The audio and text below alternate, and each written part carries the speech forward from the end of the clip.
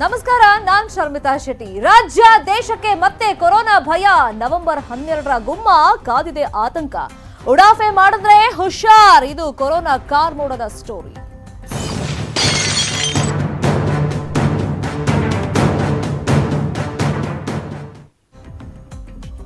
ಕಡಿಮೆ ಆಗ್ತಾನೆ ಇಲ್ಲ ಕೊರೋನಾ ಆರ್ಭಟ. 7-8 ತಿಂಗಳುಗಳಿಂದ ಮಹಾಮಾರಿ ಅಬ್ಬರವನ್ನ ದಿನಂಪ್ರತಿ ಮುಂದುವರಿಸ್ತಾನೆ ಇದೆ. ಮುಂದೆ ಇನ್ನು ದೊಡ್ಡ ಆತಂಕ ಕಾದಿದೆ ಅಂತ ತಜ್ಞರು ಈಗ ಎಚ್ಚರಿಕೆಯನ್ನ ಕೊಟ್ಟಿದ್ದಾರೆ. ಕೊರೋನಾ ಭವಿಷ್ಯವನ್ನ ಕೇಳಿದ್ರೆ ನಿಜಕ್ಕೂ ಶಾಕ್ ಆಗುತ್ತೆ. ಯಾಕಂದ್ರೆ ಕಡಿಮೆ ಆಗ್ತಾ ಇಲ್ಲ. 7-8 ತಿಂಗಳುಗಳಿಂದ ಈ ಮಹಾಮಾರಿ ತನ್ನ ಅಬ್ಬರವನ್ನ ಆರ್ಭಟವನ್ನ ಮುಂದುವರಿಸಿದೆ. ಇನ್ನೂ ಮುಂದೆ ದೊಡ್ಡ ಆತಂಕ, ಒಂದು ಆಘಾತ ಕಾದಿದೆ ಅಂತ ಹೇಳ್ಬಿಟ್ಟು ಈಗ ತಜ್ಞರು ಎಚ್ಚರಿಕೆಯನ್ನ ಕೊಟ್ಟಿರೋದ್ರಿಂದ ಜನರಿಗೆ ಮೈ ಮರೆತ್ರೆ ಹುಷಾರಲ್ಲಿ ಕತೆ ಮುಗೀತು ಅಂತ ಹೇಳಿರೋದ್ರಿಂದ ಆತಂಕ ಆಗ್ತಾ ಇದೆ. ಈ ಕೊರೋನಾ ಭವಿಷ್ಯ ಕೇಳಿದ್ರೆ ನೀವು ಕೂಡ ಶಾಕ್ ಆಗ್ತೀರಾ. ಯಾವ ಹಬ್ಬನೂ ಬೇಡವೇ ಬೇಡ ಅಂತ ಹೇಳ್ತೀರಾ. ಯಾವ ಹಂತಕ್ಕೆ ಹಾಗಾದ್ರೆ ಕೊರೋನಾ ಹೋಗಿ ತಲುಪುತ್ತೆ? ತಜ್ಞರು ಕೊಟ್ಟಿರುವಂತ ಎಚ್ಚರಿಕೆ ಏನು? ರಾಜ್ಯದಲ್ಲಿ ಕಾದಿದೆ ಮಹಾ ಸಂಕಷ್ಟ. ನವೆಂಬರ್ 12ರ ವೇಳೆಗೆ ಭಾರಿ ಅಬ್ಬರವನ್ನ ತೋರುತ್ತಂತೆ ಕೊರೋನಾ. ನೀವು ಊಹೆ ಕೂಡ ಮಾಡಕ್ಕಾಗಲ್ಲ, ಅಷ್ಟು ಹೆಚ್ಚಾಗುತ್ತೆ ಸೋಂಕು ಅಂತ ತಜ್ಞರು ಎಚ್ಚರಿಕೆಯನ್ನ ಕೊಟ್ಟಿದ್ದಾರೆ. ಈವರೆಗೆ ನಾವೇನ್ ನೋಡ್ತಾ ಇದೀವಿ, ದಿನಂಪ್ರತಿ ಕೇಸಸ್ ಏನ್ ನೋಡ್ತಾ ಇದೀವಿ ರಾಜ್ಯದಲ್ಲಿ, ಅದು ಏನೇನೂ ಅಲ್ಲ, ಅದು ಲೆಕ್ಕಕ್ಕೆ ಅಲ್ಲ. ಇನ್ನು ಮುಂದೆ ಆಗುತ್ತಲ್ಲ ಕೊರೋನಾ ಸ್ಫೋಟ, ಪಾಸಿಟಿವ್ ಕೇಸಸ್, ಅದು ಯಾರು ಕೂಡ ಊಹೆ ಮಾಡಕ್ ಸಾಧ್ಯನೇ ಇಲ್ಲ. ಅಷ್ಟ್ರ ಮಟ್ಟಕ್ಕೆ ಅದು ಹೋಗುತ್ತೆ ಅಂತ ಈಗ ಹೇಳಲಾಗ್ತಾ ಇದೆ. ಮುಂದಿನ 3-4 ವಾರವೇ ನಿರ್ಣಾಯಕ ಅಂತೆ ಕೊರೋನಾ ವಿಚಾರವಾಗಿ. ಆ ಭವಿಷ್ಯ ಏನ್ ಹಾಗಾದ್ರೆ, ಆ ಬಗ್ಗೆ ಇನ್ಫಾರ್ಮೇಶನ್ ನಾವು ಕೊಡ್ತೀವಿ.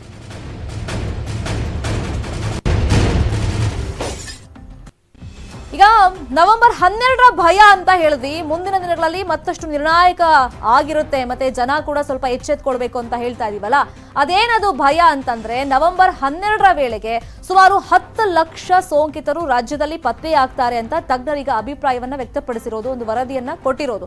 ಹಾಗಾಗಿ ಆತಂಕ ಜಾಸ್ತಿ ಆಗ್ತಾ ಇದೆ. 10 ಲಕ್ಷ ಅಂತಂದ್ರೆ ಜಸ್ಟ್ ಇಮ್ಯಾಜಿನ್ ಮಾಡ್ಕೊಳ್ಳಿ. ದಿನ ಕಳೆದಂತೆ ನಾವು ಕೇಸಸ್ ನೋಡ್ತಾ ಇದೀವಿ, ಅದು 10 ಲಕ್ಷಕ್ಕೆ ಹೋಗಿ ರೀಚ್ ಆಗುತ್ತೆ ನವೆಂಬರ್ 12ರ ವೇಳೆಯಲ್ಲಿ.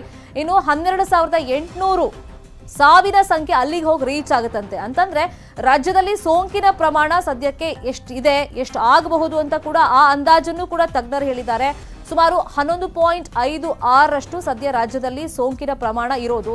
ಇನ್ನು 12 ಅಂದ್ರೆ ನವೆಂಬರ್ 12ನೇ ತಾರೀಕು ಬರುವಂತ ಟೈಮ್ನಲ್ಲಿ 10 ಲಕ್ಷ ರೀಚ್ ಆಗುತ್ತೆ ಅಂತ ಹೇಳಿರೋದು. ಅಲ್ಲಿಗೆ ಮುಂದಿನ 2-3 ವಾರಗಳು ಏನಿದೆ ಅದು ಬಹಳ ನಿರ್ಣಾಯಕವಾಗಿರುತ್ತೆ ಅಂತ ತಜ್ಞರು ಎಚ್ಚರಿಕೆಯನ್ನ ಕೊಟ್ಟಿದ್ದಾರೆ. ಹಾಗಾದ್ರೆ ನಮ್ಮ ರಾಜ್ಯದಲ್ಲಿ ಕೊರೋನಾ ಹಾದಿ ಯಾವ ತರ ಇತ್ತು, ಯಾವ್ಯಾವ ಡೇಟಿಗೆ ಎಷ್ಟೆಷ್ಟು ಪಾಸಿಟಿವ್ ಕೇಸಸ್ ರಿಪೋರ್ಟ್ ಆಯಿತು ಅಂತ ನಾವು ನೋಡೋದಾದ್ರೆ, ಮಾರ್ಚ್ 8ನೇ ತಾರೀಕು ಮೊದಲ ಕೊರೋನಾ ಪಾಸಿಟಿವ್ ಕೇಸಸ್ ಕರ್ನಾಟಕದಲ್ಲಿ ಪತ್ತೆಯಾಗಿತ್ತು. ಸೊ ಅಲ್ಲಿಗೆ ದಿನ ಕಳೆದಂತೆ ಎಷ್ಟು ಪಾಸಿಟಿವ್ ಕೇಸಸ್ ಆಯಿತು, ಇವಾಗ ನಾವು ಲಕ್ಷ ಕೇಸಸ್ ನೋಡ್ತಾ ಇದ್ದೀವಿ. ಎಟ್ ಪ್ರೆಸೆಂಟ್ ಆಕ್ಟಿವ್ ಕೇಸಸ್ಸು 1 ಲಕ್ಷಕ್ಕೂ ಜಾಸ್ತಿನೇ ಇದೆ. ಸೊ ಮೊದಲ ಕೇಸ್ ಪತ್ತೆಯಾಗಿದ್ದು ನಮ್ಮ ರಾಜ್ಯದಲ್ಲಿ ಕೊರೋನಾ ಹಾದಿ ಕರ್ನಾಟಕದಲ್ಲಿ ನಾವು ನೋಡೋದಾದ್ರೆ ಮಾರ್ಚ್ 8ನೇ ತಾರೀಕು ಫಸ್ಟ್ ಪಾಸಿಟಿವ್ ಕೇಸ್ ರಿಪೋರ್ಟ್ ಆಯಿತು. ಇನ್ನು ಆಗಸ್ಟ್ 15ನೇ ತಾರೀಕು 2,19,926 ಸೋಂಕಿತರು ರಾಜ್ಯದಲ್ಲಿ ಅಲ್ಲಿ ತನಕ ಪತ್ತೆಯಾಗಿದ್ದು. ಇನ್ ಟೋಟಲ್ ಅದು ಆಗಸ್ಟ್ 15ರ ಅಂಕಿ ಅಂಶವನ್ನ ಈಗ ನಾವು ನಿಮ್ಮ ಮುಂದೆ ಇಡ್ತಾ ಇರೋದು. ಅಂದ್ರೆ ಯಾವ ತರ ಒಂದು ಪಾಸಿಟಿವ್ ಕೇಸಿಂದ 1000 ಆಯಿತು, 1000ದಿಂದ ಲಕ್ಷ ಆಯಿತು, ಲಕ್ಷದಿಂದ 2, 3, 4 ಯಾವ ತರ ಆಗ್ತಾ ಹೋಯಿತು ಲಕ್ಷ ಕೇಸಸ್ ಅಂತ. ಇನ್ನು ಸೆಪ್ಟೆಂಬರ್ 12ನೇ ತಾರೀಕಿನ ವೇಳೆಗೆ 4,40,411 ಸೋಂಕಿತರು ನಮ್ಮ ರಾಜ್ಯದಲ್ಲಿ ಇನ್ ಟೋಟಲ್ ಪತ್ತೆಯಾಗಿದ್ದು.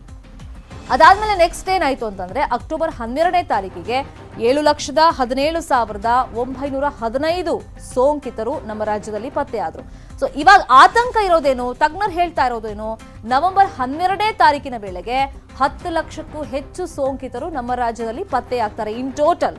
ಸೊ ಇವಾಗ ಏನಿದೆ ಅಂಕಿ ಅಂಶ ಅದು 10 ಲಕ್ಷ ಆಗುತ್ತೆ ಅಂತ ಹೇಳಿರೋದು. ಅಲ್ಲಿಗೆ ಮುಂದಿನ 2 ತಿಂಗಳು ಅತ್ಯಂತ ನಿರ್ಣಾಯಕ. ಹಾಗಾದ್ರೆ ಏನೇನು ಸಿದ್ಧತೆಯನ್ನ ಮಾಡ್ಕೊಳ್ಬೇಕು ಗೊತ್ತಾ? ಈ ಬಗ್ಗೆ ಕೂಡ ತಜ್ಞರಿಗೆ ಎಚ್ಚರಿಕೆ ಕೊಟ್ಟಿದ್ದಾರೆ. ಈ ಬಾರಿ ಅಸಡ್ಡೆ ಮಾಡೋ ಹಾಗೆ ಇಲ್ಲ.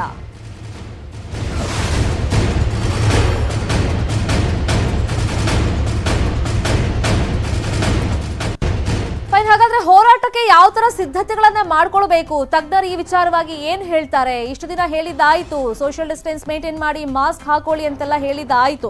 ಬಟ್ ಜನ ಇವತ್ತೊಂಥರ ಉಡಾಫೆ ಮಾಡ್ತಾ ಇದ್ದಾರೆ, ತುಂಬಾ ನೆಗ್ಲೆಕ್ಟ್ ಮಾಡ್ತಾ ಇದ್ದಾರೆ. ಹೋರಾಟಕ್ಕೆ ಸಿದ್ಧತೆಗಳು ಯಾವ ತರ ಮಾಡ್ಕೊಳ್ಬೇಕು? 3-6 ವಾರಗಳು ಏನಿದೆ, ಮುಂದಿನ 3-6 ವಾರಗಳು ಬಹಳಷ್ಟು ಸವಾಲಿನ ದಿನಗಳಾಗಿರ್ತವೆ. ಸೊ ಸರ್ಕಾರ ಮತ್ತೆ ಆರೋಗ್ಯ ಇಲಾಖೆ ಯಾವ ತರ ಸಿದ್ಧತೆಗಳನ್ನ ಮಾಡ್ಕೊಳ್ಬೇಕು, ಪಾಸಿಟಿವ್ ಕೇಸಸ್ ಜಾಸ್ತಿ ಆಗುತ್ತೆ, ನವೆಂಬರ್ 12ನೇ ತಾರೀಕು 10 ಲಕ್ಷ ರೀಚ್ ಆಗ್ತೀವಿ ಅಂತ ಏನು ಹೇಳ್ತಾ ಇದ್ದಾರೆ. ಸೊ ಹಾಗಾಗಿ ಏನ್ ತಯಾರಿಗಳು ಬೇಕು ಅಂತಂದ್ರೆ ಆಮ್ಲಜನಕ ಹಾಸಿಗೆ ಬೇಕಾಗುತ್ತೆ. ಅದು ಎಷ್ಟು ಬೇಕಾಗುತ್ತೆ? 22,500 ಬೇಕಾಗುತ್ತೆ ಅಂತ ಹೇಳಿ. ಇನ್ನು ICU ಹಾಸಿಗೆ ಬೇಕು ಅಂತ ಈಗ ಹೋರಾಟಕ್ಕೆ ಸಿದ್ಧತೆಯನ್ನ ಮಾಡ್ಕೊಳ್ಬೇಕು ಅಂತ ತಜ್ಞರು ಹೇಳಿದಾರಲ್ಲ, ಅದ್ರ ಪ್ರಕಾರ 16,800 ICU ಹಾಸಿಗೆಗಳನ್ನ ರೆಡಿ ಇಟ್ಕೊಳ್ಳಿ ಅಂತ. ಇನ್ನು ವೆಂಟಿಲೇಟರ್ ಸಮಸ್ಯೆ ನಾವು ಸ್ಟಾರ್ಟಿಂಗ್ ಡೇಸ್ ಇಂದ ನೋಡ್ತಾ ಬಂದಿದ್ವಿ. ಸೊ ವೆಂಟಿಲೇಟರ್ಗಳು ಕೂಡ ಬೇಕಾಗುತ್ತೆ. 11,200 ವೆಂಟಿಲೇಟರ್ ವ್ಯವಸ್ಥೆಗಳನ್ನ ಮಾಡ್ಕೋಬೇಕು. ಇದು ಹೋರಾಟಕ್ಕೆ ಸಿದ್ಧತೆಗಳನ್ನ ಮಾಡ್ಕೊಳ್ಳೋ ನಿಟ್ಟಿನಲ್ಲಿ ತಜ್ಞರು ಕೊಟ್ಟಿರುವಂತ ಒಂದಿಷ್ಟು ಎಚ್ಚರಿಕೆ ಜನರಿಗೂ ಕೊಟ್ಟಿದ್ದಾರೆ. ಅದರ ಜೊತೆಯಲ್ಲಿ ಆರೋಗ್ಯ ಇಲಾಖೆ ಸರ್ಕಾರಕ್ಕೂ ಕೂಡ ಎಚ್ಚರಿಕೆಯನ್ನ ತಜ್ಞರು ಕೊಟ್ಟಿದ್ದಾರೆ. ಇನ್ನು ಆತಂಕ ಏನು ಸದ್ಯದ ಸಿಚುವೇಶನ್ ಅಲ್ಲಿ ಅಂತಂದ್ರೆ, ಒಂದ್ ಕಡೆ ಮಳೆ ಬರ್ತಾ ಇದೆ, ಅದ್ರ ಬೆನ್ನಲ್ಲೇ ಚಳಿಗಾಲ ಸ್ಟಾರ್ಟ್ ಆಗುತ್ತೆ. ಕೊರೆಯೋ ಚಳಿಯಲ್ಲಿ ಕೊರೋನಾ ಮತ್ತಷ್ಟು ಸ್ಫೋಟವಾಗುತ್ತೆ. ಸೋಂಕು ಸಾವು ಇಳಿಕೆ ಆಗ್ತಾ ಇದ್ರು ಕೂಡ ಒಂಥರ ಭಯದ ಆತಂಕ ಅಂತೂ ಇದ್ದೇ ಇದೆ. ಇದರ ಮಧ್ಯದಲ್ಲಿ ಆತಂಕ ಯಾವ ವಿಚಾರಕ್ಕೆ ಇವಾಗಿರೋದು ಅಂದ್ರೆ, ಚಳಿಗಾಲದಲ್ಲಿ ಕೊರೋನಾ 2ನೇ ಅಲೆ ಹಾಗಾದ್ರೆ ಸ್ಟಾರ್ಟ್ ಆಗುತ್ತಾ, 2ನೇ ಅಲೆಯಿಂದ ಕೊರೋನಾ ಆರ್ಭಟ ಮತ್ತಷ್ಟು ಜಾಸ್ತಿ ಆಗುತ್ತಾ ಅಂತ ಆತಂಕ ಇರೋದು. ಚಳಿಗಾಲದಲ್ಲಿ ಅಲ್ಲಿಗೆ ಕೊರೋನಾ ಜಾಸ್ತಿ ಆಗುತ್ತಾ? ಸೊ ಇವಾಗಲೇ ನಾವು ನೋಡ್ತಿರೋ ಪಾಸಿಟಿವ್ ಕೇಸಸ್ ಜಾಸ್ತಿ ಆಗ್ತಾ ಇದೆ. ಅದು ನವೆಂಬರ್ 12ರ ವೇಳೆಗೆ ಮತ್ತಷ್ಟು ಜಾಸ್ತಿ ಆಗುತ್ತೆ ಅಂತ ತಜ್ಞರು ಹೇಳಿದ್ದಾರೆ. ಇನ್ನೇನ್ ಚಳಿಗಾಲ ಬಂದೇ ಬಿಡ್ತು. ಚಳಿಗಾಲದಲ್ಲಿ 2ನೇ ಅಲೆ ಮತ್ತಷ್ಟು ಸ್ಫೋಟ ಆಗಿ, ಸೊ ಒಂದ್ ಕಡೆ ಮಳೆ ಬೆನ್ನಲ್ಲೇ ಚಳಿ ಬರ್ತಿರೋದ್ರಿಂದ ವೈರಸ್ ಸ್ಪ್ರೆಡ್ ಏನಾಗುತ್ತೆ, ಅದು ಹೆಚ್ಚಳ ಆಗುತ್ತೆ ಅಂತ ಆತಂಕ ಇರೋದು. ಮತ್ತೆ ಸಾಲು ಸಾಲು ಹಬ್ಬಗಳು ಬೇರೆ ಬರ್ತಾ ಇದೆ. ಜ್ವರ ಅನ್ನೋದು ಕಾಮನ್ ಅಂತ ನೆಗ್ಲೆಕ್ಟ್ ಮಾಡಂಗೇ ಇಲ್ಲ ಈ ಕೊರೋನಾ ಕಾಲದಲ್ಲಿ.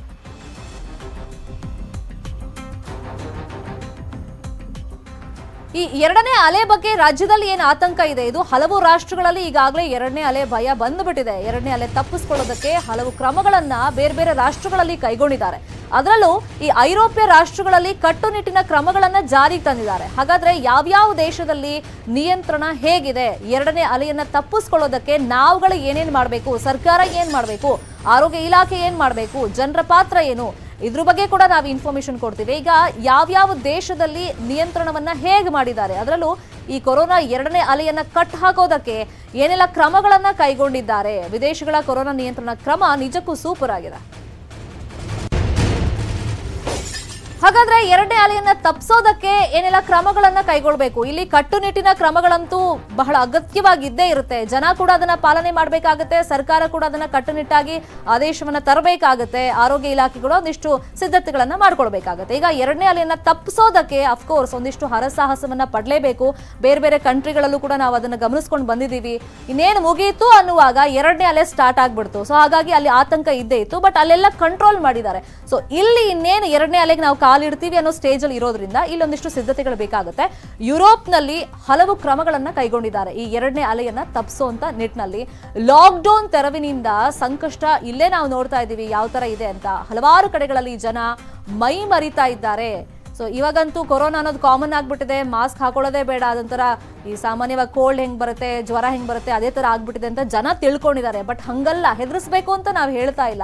ಬಟ್ ತಜ್ಞರು ಈ ಎಚ್ಚರಿಕೆಯನ್ನ ಕೊಟ್ಟಿದ್ದಾರೆ, ದಯವಿಟ್ಟು ಮೈ ಮರಿಬೇಡಿ. ಭಾರಿ ಪ್ರಮಾಣದಲ್ಲಿ ಸೋಂಕು ಹೆಚ್ಚಳ ಆಗುತ್ತೆ. ಐರೋಪ್ಯ ದೇಶಗಳಲ್ಲಿ ಮತ್ತೆ ನಿರ್ಬಂಧವನ್ನ ಹೇರಿದ್ದಾರೆ. ಸೋಂಕು ಹೆಚ್ಚಿದ್ದಲ್ಲಿ ನಿರ್ಬಂಧವನ್ನ ಹೇರಿದ್ದಾರೆ. ಸೊ ಹಾಗಾದ್ರೆ ಯಾವ್ಯಾವ ರಾಷ್ಟ್ರಗಳಲ್ಲಿ ಯಾವ್ಯಾವ ತರ ಕಟ್ಟುನಿಟ್ಟಿನ ಕ್ರಮ ಇದೆ ಅಂತಂದ್ರೆ, ಫ್ರಾನ್ಸ್ ನಲ್ಲಿ 8 ನಗರಗಳಲ್ಲಿ ರಾತ್ರಿ ಕರ್ಫ್ಯೂ ಅನ್ನ ಜಾರಿ ಮಾಡಿದ್ದಾರೆ. ಸ್ಪೇನ್ ನಲ್ಲಿ ಮ್ಯಾಡ್ರಿಡ್ ನಲ್ಲಿ 15 ದಿನ ಎಮರ್ಜೆನ್ಸಿ ಅಂತ ಡಿಕ್ಲೇರ್ ಮಾಡ್ಕೊಂಡಿದ್ದಾರೆ. ಇನ್ನು ಹಾಲೆಂಡ್ ನಲ್ಲಿ 4 ವಾರ ಭಾಗಶಃ ಲಾಕ್ಡೌನ್ ಅಂತ ಕಟ್ಟುನಿಟ್ಟಿನ ಕ್ರಮವನ್ನು ತರಲಾಗಿದೆ. ಇನ್ನು ಜರ್ಮನಿಯಲ್ಲಿ ತಪಾಸಣೆ ಬಿಗಿ ಮಾಡಿದ್ದಾರೆ, ಹಲವಾರು ನಿರ್ಬಂಧಗಳನ್ನ ಹೇರಿದ್ದಾರೆ. ಇನ್ನು ಬ್ರಿಟನ್, ಬೆಲ್ಜಿಯಂ, ಡೆನ್ಮಾರ್ಕ್ ನಂತಹ ದೇಶಗಳಲ್ಲಿ ಹಲವಾರು ಕ್ರಮಗಳನ್ನ ಕೈಗೊಂಡಿದ್ದಾರೆ. ಇನ್ನು ಬ್ರಿಟನ್ನಲ್ಲಿ ನೆರೆಹೊರೆಯವರ ಭೇಟಿಗೆ ನಿರ್ಬಂಧವನ್ನ ಹೇರಲಾಗಿದೆ. ಇನ್ನು ಇಟಲಿಯಲ್ಲಿ ಏನ್ ಮಾಡಿದ್ದಾರೆ ಅಂದ್ರೆ, ಹೊರಾಂಗಣ ಮತ್ತೆ ಒಳಾಂಗಣದಲ್ಲಿ ಮಾಸ್ಕ್ ಕಡ್ಡಾಯವಾಗಿ ಹಾಕಲೇಬೇಕು ಅಂತ ಕಟ್ಟುನಿಟ್ಟಿನ ಆದೇಶವನ್ನ ಜಾರಿಗೆ ತರಲಾಗಿದೆ. ಇಟಲಿಯಲ್ಲಿ ಪಾರ್ಟಿಗಳಿಗೆ ನಿರ್ಬಂಧವನ್ನ ಹೇರಲಾಗಿದೆ. ಇನ್ನು ಇಟಲಿಯಲ್ಲಿ 9 ಗಂಟೆ ರಾತ್ರಿಯಿಂದ ಬೆಳಗ್ಗೆ 6 ಗಂಟೆ ತನಕ ಬಾರ್ಗಳ ಮುಂದೆ ಯಾರು ಕೂಡ ಸುಮ್ನೆ ಅಲ್ಲಿ ಗುಂಪು ಸೇರ್ಕೊಳ್ಳೋಂಗಿಲ್ಲ, ಜಮಾವಣೆ ಆಗುವಂತಿಲ್ಲ ಅಂತ ಈ ತರ ಬೇರೆ ಬೇರೆ ರಾಷ್ಟ್ರಗಳಲ್ಲಿ ಯಾವ ತರ ಕ್ರಮಗಳನ್ನ ಕೈಗೊಳ್ಳಲಾಗಿದೆ ಈ 2ನೇ ಅಲೆಯನ್ನ ತಪ್ಪಿಸೋ ನಿಟ್ಟಿನಲ್ಲಿ ಅಂತ ಈಗ ಮಾಹಿತಿಯನ್ನ ಕೊಟ್ಟಿದ್ದಾಯ್ತು. ಇನ್ನೀಗ ಸಮುದಾಯಕ್ಕೆ ಸೋಂಕು ಇಲ್ಲ ಅಂತ ಸ್ವಲ್ಪ ದಿನಗಳ ಹಿಂದೆ ಸರ್ಕಾರ ಹೇಳ್ತಾ ಇತ್ತು.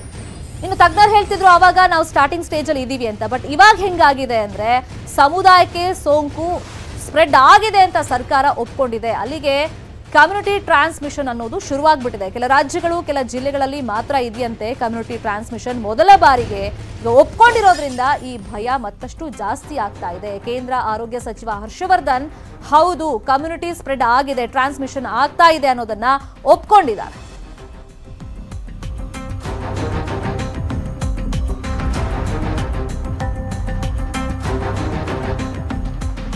In different pockets across various states, including West Bengal, community transmission of COVID-19 is expected to occur, especially in the densely populated areas. However, this is not happening across the country, and community transmission is limited to certain districts, occurring in a limited number of states. ಈ ಮಾತುಗಳನ್ನ ಕೇಳಿದಾಗ ಸಹಜವಾಗಿ ಆತಂಕ ಆಗುತ್ತೆ. ಈ ಆತಂಕದಿಂದ ನಾವು ಇನ್ನಷ್ಟು ಆತಂಕಕ್ಕೆ ಒಳಗಾಗದೆ ಹುಷಾರಾಗಿರ್ಬೇಕಾಗತ್ತೆ. ಕೊರೋನಾ ಹೆಚ್ಚಾಗ್ತಿದೆ, ಹಾಗಾಗಿ ಒಂದಷ್ಟು ಎಚ್ಚರಿಕೆ ಕ್ರಮಗಳನ್ನ ನಾವು ಇನ್ನಷ್ಟು ಕೈಗೊಳ್ಳಬೇಕಾಗತ್ತೆ. ಕೆಲ ದಿನಗಳಿಂದ ಕಡಿಮೆ ಆಗ್ತಿದೆ ಅಂತ ಉಡಾಫೆ ಮಾಡೋಕೆ ಹೋಗಬೇಡಿ. ಇನ್ನೆರಡು ತಿಂಗಳು ಹಬ್ಬ ಆಚರಣೆಗಳು ಹೆಚ್ಚಾಗಿ ಬರುತ್ತೆ, ಬ್ಯಾಕ್ ಟು ಬ್ಯಾಕ್ ಹಬ್ಬಗಳು ಬರುತ್ತೆ. ಅಸಡ್ಡೆ ಮಾಡಿದ್ರೆ ಮತ್ತೆ ಭಾರೀ ಸಂಕಷ್ಟವನ್ನ ಎದುರಿಸಬೇಕಾಗತ್ತೆ. ಗರಿಷ್ಠಕ್ಕೇರಿ ಇಳಿಯುತ್ತೆ ಕೊರೋನಾ. ನಿಯಮ ಪಾಲಿಸದೇ ಇದ್ರೆ ಸಂಕಷ್ಟ ಅಂತೂ ಕಟ್ಟಿಟ್ಟ ಬುತ್ತಿ. ಕೇಂದ್ರದ ಅಧ್ಯಯನ ಸಮಿತಿಯಿಂದ ಈ ಎಚ್ಚರಿಕೆ ರವಾನೆಯಾಗಿದೆ. ಉಡಾಫೆ ಮಾಡಬೇಡಿ, ಹುಷಾರಾಗಿರಿ. ಅಸಡ್ಡೆ ಮಾಡಿದ್ರೆ ಮತ್ತೆ ಭಾರಿ ಸಂಕಷ್ಟವನ್ನ ಎದುರಿಸಬೇಕಾಗತ್ತೆ ಅಂತ ಹೇಳಿ ಯಾಮಾರಿದ್ರೆ ತಿಂಗಳಿಗೆ 26 ಲಕ್ಷ ಹೊಸ ಸೋಂಕು ಬರುವಂತ ಸಾಧ್ಯತೆ ಇದೆ ಅಂತ ತಜ್ಞರು ಎಚ್ಚರಿಕೆಯನ್ನ ಕೊಟ್ಟಿರೋದು. ಇನ್ನು ಹಬ್ಬ ಹರಿದಿನ ಆಚರಣೆ ಸಂದರ್ಭದಲ್ಲಿ ಹುಷಾರಾಗಿರಿ. ಕಟ್ಟುನಿಟ್ಟಾಗಿ ನಿಯಮ ಪಾಲಿಸಿದ್ರೆ ನಿಮಗೆ ಗುಡ್ ನ್ಯೂಸ್ ಸಿಗುತ್ತೆ. ಅದು ಯಾವಾಗ ಸಿಗುತ್ತೆ ಅಂದ್ರೆ ಮುಂದಿನ ಫೆಬ್ರವರಿ ವೇಳೆಗೆ ನಿಯಂತ್ರಣ ಸಾಧ್ಯ ಅಂತ ಒಂದು ವರದಿ ಹೇಳ್ತಾ ಇದೆ. ಸೊ ಇನ್ನೂ ಕಟ್ಟುನಿಟ್ಟಾಗಿ ನಿಯಮಗಳನ್ನ ಪಾಲಿಸಬೇಕಾಗತ್ತೆ. ಅದೇನೇನು ಎಲ್ರಿಗೂ ಅಫ್ಕೋರ್ಸ್ ಅದ್ರ ಬಗ್ಗೆ ಗೊತ್ತೇ ಇದೆ. ಗುಂಪು ಸೇರಬಾರ್ದು, ಮಾಸ್ಕ್ ಅನ್ನ ಕಡ್ಡಾಯವಾಗಿ ಹಾಕೋಬೇಕು, ಮರಿಬಾರ್ದು ಅದನ್ನ. ಇನ್ನು ಕೊರೋನಾ ಕೊಲ್ಲೋದಕ್ಕೆ ಸ್ವಯಂ ನಿರ್ಬಂಧ ಅನಿವಾರ್ಯ. ಸುಮ್ಮನೆ ಹೊರಗಡೆ ಬರೋದು, ಓಡಾಟ ಮಾಡೋದು, ಯಾರ್ಯಾರು ಮೀಟ್ ಮಾಡೋದು ಇಂಥದ್ದೆಲ್ಲ ಮಾಡಬಾರ್ದು. ಅದಕ್ಕೆಲ್ಲ ಕಡಿವಾಣ ಹಾಕಬೇಕು. ಇನ್ನು ಕೊರೋನಾ ಕೇಂದ್ರ ವರದಿಯಲ್ಲಿ ಏನೇನಿದೆ? ಲಾಕ್ಡೌನ್ ಇಂದ ಕೊರೋನಾ ನಿಯಂತ್ರಣ ಆಗಿದೆ. ಅಫ್ಕೋರ್ಸ್ ಜೂನ್ ನಲ್ಲಿ 1.4 ಕೋಟಿ ಕೇಸಸ್ ಇವಾಗ ಬರುತ್ತೆ ಅಂತ ಏನ್ ಹೇಳ್ತಾ ಇದ್ರು. ನಾವು ನೋಡೋದಾದ್ರೆ ಇವಾಗ ಸಕ್ರಿಯ ಕೇಸಸ್ ಎಷ್ಟಿದೆ, ಲಾಕ್ಡೌನ್ ಆದ್ಮೇಲೆ ಹೆಂಗ್ ಕಂಟ್ರೋಲಿಗೆ ತಂದ್ರು ಅಂತೆಲ್ಲ ಇವಾಗ ಕೊರೋನಾ ಕೇಂದ್ರ ವರದಿ ಹೇಳಿರೋದು. ಇನ್ನು ಸಾವಿರ ಪ್ರಮಾಣದಲ್ಲೂ ಅಷ್ಟೇ ಸೆಪ್ಟೆಂಬರ್ ನಲ್ಲಿ ಗರಿಷ್ಠ ಮಟ್ಟ ರೀಚ್ ಆಗಿತ್ತು. ಸೆಪ್ಟೆಂಬರ್ ನಲ್ಲಿ 10 ಲಕ್ಷಕ್ಕಿಂತ ಕಡಿಮೆ ಸೋಂಕು ಪತ್ತೆಯಾಗಿದೆ. ಅಕ್ಟೋಬರ್ ನಲ್ಲಿ 9 ಲಕ್ಷಕ್ಕಿಂತ ಕಡಿಮೆ ಸೋಂಕಿದೆ.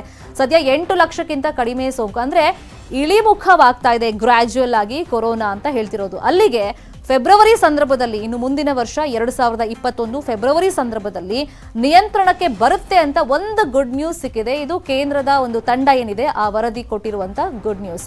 ಬಟ್ ಇಲ್ಲಿಗೆ ನಾವು ಮೈ ಮರಿಬಾರ್ದು. ಇನ್ನೇನು ಫೆಬ್ರವರಿಲಿ ಕಂಟ್ರೋಲ್ ಬರುತ್ತೆ ಅಂತಂದ್ರೆ ಸೊ ಇವಾಗಿನಿಂದನೇ ನಾವು ಇನ್ನಷ್ಟು ಅಗತ್ಯ ಮುನ್ನೆಚ್ಚರಿಕಾ ಕ್ರಮಗಳನ್ನ ಕೈಗೊಂಡ್ರೆ ಮಾತ್ರ ಮುಂದಿನ ಫೆಬ್ರವರಿಯಲ್ಲಿ ಕೊರೋನಾವನ್ನ ಕಂಟ್ರೋಲಿಗೆ ತರೋದಕ್ಕೆ ಸಾಧ್ಯ ಇರುತ್ತೆ. ಈ ಕೊರೋನಾ ವಿಚಾರವಾಗಿ ಪಿನ್ ಟು ಪಿನ್ ಮಾಹಿತಿಯನ್ನು ನೀವು ಕೂತಲ್ಲೇ ಅಪ್ಡೇಟ್ ಮಾಡ್ಕೋಬೇಕು, ತಿಳ್ಕೋಬೇಕು ಅಂದ್ರೆ ಏನ್ ಮಾಡಬೇಕು? Very simple. ನೀವು ನಮ್ಮ ವೆಬ್ ಪೇಜ್ news18kannada.com ಗೆ ಲಾಗಿನ್ ಆದ್ರೆ ಸಾಕಾಗುತ್ತೆ. ಮತ್ತಷ್ಟು ಸುದ್ದಿ ಇದೆ, ನೋಡೋಣ ಬ್ರೇಕ್ ಆದ್ಮೇಲೆ.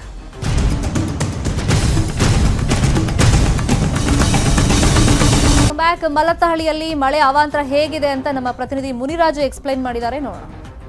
ಬೆಂಗಳೂರಿನಲ್ಲಿ ಬೆಳಗಿನ ಜಾವ ಸುರಿದ ಮಳೆಯಿಂದಾಗಿ ಕೆಲವು ಅಪಾರ್ಟ್ಮೆಂಟ್ಗಳಿಗೆ ನೀರು ನುಗ್ಗಿದೆ. ಆ ಒಂದು ನೀರು ನುಗ್ಗಿದ ಪರಿಣಾಮವಾಗಿ ಬೆಳಗಿನ ಜಾವ ಇಲ್ಲಿನ ನಿವಾಸಿಗಳೆಲ್ಲ ಸಹ ಒಂದು ಮನೆ ಮೇಲೆ ಒಂದು ಆಶ್ರಯ ಪಡೆಯುವಂತಹ ಪರಿಸ್ಥಿತಿ ನಿರ್ಮಾಣವಾಗಿತ್ತು. ಈಗಾಗಲೇ ಈ ಒಂದು ಮನೆಗಳಲ್ಲಿ ಏನು ಇಲ್ಲಿನ ಸ್ಥಳೀಯ ನಿವಾಸಿಗಳ ಒಂದು ನೀರನ್ನ ತೆರವು ಮಾಡಿ ಆ ಒಂದು ಸ್ವಚ್ಛತೆ ಮಾಡುವಂತ ಕೆಲಸವನ್ನು ಸಹ ಮಾಡ್ತಾ ಇದ್ದಾರೆ. ನಾವೀಗ ಏನ್ ನೋಡ್ತಾ ಇದೀವಿ, ಇದು ಬೆಂಗಳೂರಿನ ಮಲ್ಲತ್ತಹಳ್ಳಿ ಬಳಿ ಇರುವಂತಹ ಒಂದು ಪ್ರದೇಶ ಇದು. ಈ ಒಂದು ಪ್ರದೇಶದಲ್ಲಿ ಬೆಳಗಿನ ಜಾವ ಒಂದು ಹೆಚ್ಚಿನ ಪ್ರಮಾಣದಲ್ಲಿ ಮಳೆಯಾಗಿತ್ತು. ಮಳೆ ಹೆಚ್ಚಾಗಿದ್ದರಿಂದ ಒಂದು ಮೇಲ್ಭಾಗದಿಂದ ಬಂದಂತ ಭಾರಿ ಪ್ರಮಾಣದ ನೀರು ಈ ಒಂದು ತಗ್ಗು ಪ್ರದೇಶದ ಒಂದು ಅಪಾರ್ಟ್ಮೆಂಟ್ ಮತ್ತು ಮನೆಗಳಿಗೆ ನುಗ್ಗಿರುವಂತದ್ದು. ಮತ್ತೆ ಈಗ ನಾವೇನ್ ನೋಡ್ತಾ ಇದ್ದೀವಿ, ಈ ಒಂದು ಪ್ರದೇಶ ಸಂಪೂರ್ಣವಾಗಿ ಬೆಳಗಿನ ಜಾವ ಒಂದು ಜಲಮಯವಾಗಿತ್ತು. ಮತ್ತೆ ಸಾಕಷ್ಟು ದೊಡ್ಡ ಪ್ರಮಾಣದಲ್ಲಿ ನೀರು ಸಂಗ್ರಹ ಆಗಿದ್ದರಿಂದ ಮನೆಗಳು ಸಹ ನೀರು ನುಗ್ಗಿತ್ತು. ಬಳಿಕ ಇಲ್ಲಿನ ಸಾರ್ವಜನಿಕರಿಗೆ ಎಚ್ಚೆತ್ಕೊಂಡು ಈ ಒಂದು ಏನು ಚರಂಡಿ ಇದೆ ಇದನ್ನ ಒಂದು ಒಡೆದು ಹಾಕುವ ಮೂಲಕ ನೀರನ್ನ ಖಾಲಿ ಮಾಡಿದ್ದಾರೆ. ಈಗಲೂ ಸಹ ನೀರನ್ನ ತೆರವು ಮಾಡುವಂತ ಕೆಲಸವನ್ನ ಇಲ್ಲಿನ ನಿವಾಸಿಗಳು ಮಾಡ್ತಾ ಇರೋದನ್ನ ನಾವು ನೋಡಬಹುದು. ಮತ್ತೆ ಅದೇ ರೀತಿ ಈ ಒಂದು ಕಾರ್ ಏನಿತ್ತು ಸಂಪೂರ್ಣ ಸುಮಾರು 3 ಅಡಿಗಳತ್ತು ಅಷ್ಟು ಈ ಒಂದು ಕಾರು ಒಂದು ನೀರಿನಲ್ಲಿ ಮುಳುಗಡೆ ಆಗಿತ್ತು. ಆದ್ರೆ ಈಗ ಈ ಒಂದು ನೀರನ್ನ ತೆರವು ಮಾಡಿರೋದ್ರಿಂದ ಈ ಕಾರನ್ನ ಈಗ ಮೇಲ್ಗಡೆ ಒಂದು ಕಾಣಿಸ್ತಾ ಇರೋದು. ಇಲ್ಲಿ ಬೆಳಗಿನ ಜಾವ ಎಲ್ಲರೂ ಸಹ ನಿದ್ದೆಗೆಟ್ಟು ಒಂದು ಮನೆಗಳ ಮೇಲೆ ಹೋಗಿ ಇರುವಂತ ಪರಿಸ್ಥಿತಿ ಇಲ್ಲಿ ಉಂಟಾಗಿರುವಂತದ್ದು ಮತ್ತೆ ಈಗಲೂ ನೀರನ್ನ ಒಂದು ತೆರವು ಮಾಡುವಂತದ್ದು ಸಹ ನೋಡ್ತಾ ಇದ್ದೀವಿ ಮತ್ತೆ ಇಲ್ಲಿ ಕೆಲವು ನಿವಾಸಿಗಳು ಸಹ ಇದ್ದಾರೆ ಅವ್ರನ್ನೂ ಕೇಳ್ಬೋದು ಏನ್ ಎಫೆಕ್ಟ್ ಆಯ್ತು ಅಂತೇಳಿ. ಮೇಡಮ್ ಎಷ್ಟೊತ್ತಿಗೆ ಮಳೆ ಬಂದಿದ್ದು, ಏನ್ ಎಫೆಕ್ಟ್ ಇಲ್ಲಿ ಒಂದು ಮಳೆಯಿಂದಾಗಿ ಅಂತ? 4:15ಗೆ ಬಂದು ಸರ್ ಮಳೆ. ಅಂದ್ರೆ ಯಾವಾಗ ಬಂದ್ರೂ ನಮ್ಗೆ ಇದೇ ತರ ಪ್ರಾಬ್ಲಮ್ ಆಗುತ್ತೆ. ಯಾಕಂದ್ರೆ ಅಲ್ಲಿ ಕಾಂಪೌಂಡ್ ಸಿದ್ವಿನ ಅಪಾರ್ಟ್ಮೆಂಟ್ ಹತ್ರ ಕಾಂಪೌಂಡ್ ಹಾಕಿದ್ದಾರೆ. ಆ ಕಾಂಪೌಂಡ್ ಇವಾಗ 2 ಲೇಯರ್ ಇಟ್ಕೆ ತೆಗ್ದಿವಿ, 2 ವರ್ಷ ಇಟ್ಕೆ ತೆಗ್ದಿರೋದ್ರಿಂದ ನೀರು ಹೋಗಿದೆ. ಫುಲ್ಲು ನಮ್ಮ ಮನೆ ಒಳಗಡೆಲ್ಲ ಫುಲ್ಲು ನೀರು ತುಂಬಿದೆ. ಪ್ರತಿ ಸಲ ಮಳೆ ಬಂದಾಗ ಸೀದಾ ಕಾಂಪೌಂಡ್ ಬರುತ್ತೆ, ನೀರು ಹೋಗೋದಕ್ಕೆ ಜಾಗ ಇಲ್ಲ ಇಲ್ಲಿ. ನಾವು ಎಲ್ಲ ಕಡೆ ಕಂಪ್ಲೇಂಟ್ ಎಲ್ಲ ಮಾಡಾಯ್ತು, BBMP ಕಂಪ್ಲೇಂಟ್ ಮಾಡಿದಾಯ್ತು. BBMP ಕಂಪ್ಲೇಂಟ್ ಮಾಡಿದ್ರೆ ಪಾಪ ಅವ್ರನ್ನೊಬ್ರು ಕಳಿಸಿದ್ದಾರೆ, ಅವರೆಲ್ಲ ನೀರು ಹೋಗಂಗೆ ಮಾಡಿದ್ರು ಇಷ್ಟೊತ್ತವರೆಗೂ. ಇದು 3ನೇ ಸತಿನೋ 4ನೇ ಸತಿನೋ ಈ ಥರ 8-10 ಮನೆಗಳಿಗೆ ನೀರು ತುಂಬಿರೋದು. ಮತ್ತು ಇದ್ರ ಬಗ್ಗೆ ನಾವು BBMP ಅವ್ರಿಗೂ ಕಂಪ್ಲೇಂಟ್ ಕೊಟ್ಟಿದ್ದೀವಿ, ಈ ಏರಿಯಾ MLA ಅವ್ರ ಹತ್ರನೂ ಮಾತಾಡಿದ್ದೀವಿ. ಇಲ್ಲಿ ಏನಂದರೆ ನ್ಯಾಚುರಲ್ ಗ್ರಾವಿಟಿ ಈ ಕಡೆ ಇರೋದ್ರಿಂದ ಈ ಅಪಾರ್ಟ್ಮೆಂಟ್ ಸಿದ್ವಿನ್ ಅಪಾರ್ಟ್ಮೆಂಟ್ ಅವರು ನಮಗೆ ವ್ಯವಸ್ಥೆ ಮಾಡಿಕೊಡ್ಬೇಕಾಗಿತ್ತು, ಅವರದ್ದು ಮಾಡಿಕೊಡ್ತಿಲ್ಲ. ಇದನ್ನು ಪದೇ ಪದೇ ನಾವು ಅವ್ರ ಹತ್ರ ರಿಕ್ವೆಸ್ಟ್ ಮಾಡ್ತಾಯಿದ್ರು, ಅವ್ರು ಯಾವುದೇ ಆ್ಯಕ್ಷನ್ ತೊಗೊಂಡಿಲ್ಲ. ಆ್ಯಂಡ್ ಪ್ರತಿ ಸತಿ ಇದು ನಮ್ಗೆ ಆಗ್ತಾ ಇರೋದ್ರಿಂದ ನಮ್ಮ ಮನೆಯಲ್ಲಿ UPSಗಳು ಹಾಳಾಗಿದೆ, ಕೆಲವು ಮನೆಗಳಲ್ಲಿ ಪವರ್ ಇದರೊಳಗಡೆ ನೀರು ನುಗ್ಗಿದೆ, ಮತ್ತು ಕೆಲವು ಮನೆ ಫ್ರಿಜ್ಗಳು, ವಾಷಿಂಗ್ ಮಷಿನ್ಗಳು ಹಾಳಾಗಿದೆ. ಇಲ್ಲಿನ ಒಂದು ಸ್ಥಳೀಯ ನಿವಾಸಿಗಳು ಹೇಳ್ತಿರುವಂಥದ್ದು ಈಗಲೂ ಸಹ ನೋಡ್ಬೋದು, ಅಲ್ಲಿ ಏನು ಮನೆಗಳಲ್ಲಿರುವಂಥ ಕೆಸರನ್ನು ತೊಳೆಯುವಂಥ ಕೆಲಸವನ್ನ ಮಾಡ್ತಿರುವಂಥದ್ದು ಅಲ್ಲಿನ ನಿವಾಸಿಗಳು. ಯಾಕಂದ್ರೆ ಇದೇ ಮೊದಲ ಬಾರಿ ಅಲ್ಲ, ಈ ರೀತಿಯಾಗಿ ಸುಮಾರು 3-4 ಸಲ ಈ ರೀತಿಯಾಗಿ ಆಗಿರುವಂಥದ್ದು. ಮತ್ತೆ ಏನು ಇಲ್ಲಿ ಬೇಸ್ಮೆಂಟ್ ನಲ್ಲಿರುವಂಥ ಒಂದು ಕೆಸರು ಸಹ ಒಂದು ಮನೆಗಳಿಗೆ ನುಗ್ಗಿ ಮತ್ತೆ ಎಲ್ಲವೂ ಸಹ ಒಂದು ಸಂಪೂರ್ಣವಾಗಿ ನಾಶ ಮಾಡಿರೋದ್ರಿಂದ ಜನ ಇಲ್ಲಿ ಪದೇ ಪದೇ ಒಂದು BBMP ಮತ್ತೆ ಇತರ ಒಂದು ಸಿಬ್ಬಂದಿಗೆ ದೂರುಗಳನ್ನು ಸಹ ಕೊಟ್ಟಿದ್ದಾರೆ. ಆದ್ರೂ ಇನ್ನೂ ಯಾರು ಆಕ್ಷನ್ ತಗೊಳ್ತಾ ಇಲ್ಲ ಅಂತೇಳಿ ಒಂದು ಆರೋಪವನ್ನು ಸಹ ಇಲ್ಲಿನ ನಾಗರಿಕರು ಮಾಡ್ತಾ ಇರುವಂತದ್ದು. ಕ್ಯಾಮರಾ ಪರ್ಸನ್ ಚಂದ್ರಕಾಂತ್ ಜೊತೆ ಮುನಿರಾಜು, ನ್ಯೂಸ್ 18 ಕನ್ನಡ, ಬೆಂಗಳೂರು. ಇದು ಸದ್ಯದ ನ್ಯೂಸ್ ಅಪ್ಡೇಟ್ಸ್. ನೋಡ್ತಾರೆ ನ್ಯೂಸ್ 18 ಕನ್ನಡ. ಜಾಲ ನಮ್ಮದು, ಬಲ ನಿಮ್ಮದು.